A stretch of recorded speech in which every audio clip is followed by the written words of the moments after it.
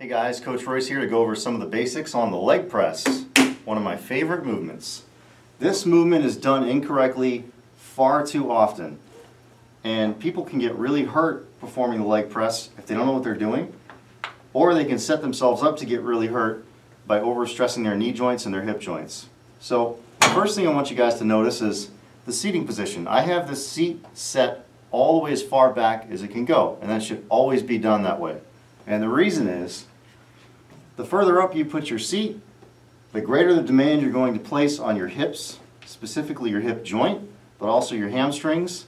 And the thing is, none of us have that type of flexibility, so what ends up happening, I'm going to exaggerate this, what ends up happening as you go down to the leg press is your tailbone will tuck underneath, your back will literally curl under and round, and all of this load, and believe me, most people usually put too much weight on this machine, all of that load goes directly into your lower back and stresses your lower back.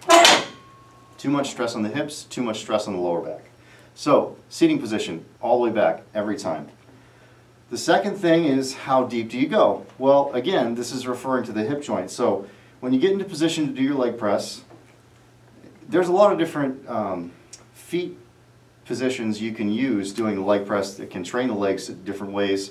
But for the sake of the basics for today, I just want to talk about just doing the movement safely.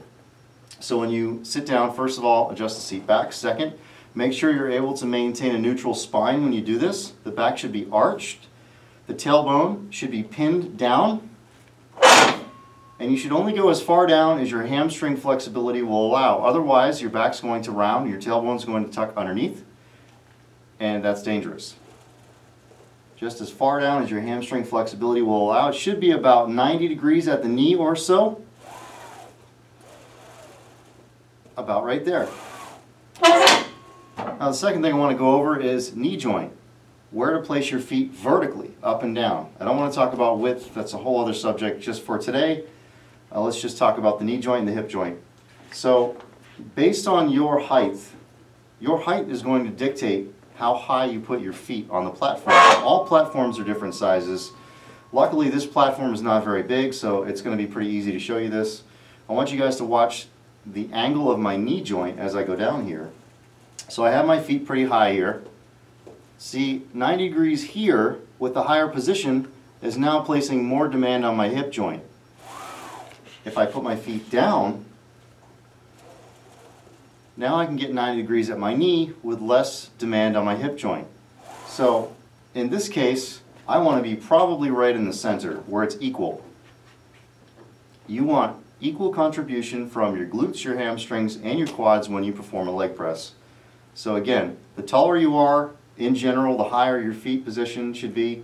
The shorter you are, the lower they should be. In general, width, if you just want a basic leg press, about shoulder width apart. Back is arched, tailbone is pinned down, maintain a neutral spine, that's really important. Go down until the knees reach about 90 degrees until you feel the hamstrings on stretch. Press back up. So that's the basics on the leg press, guys. Hope you enjoyed. Thanks for watching. We'll see you next time.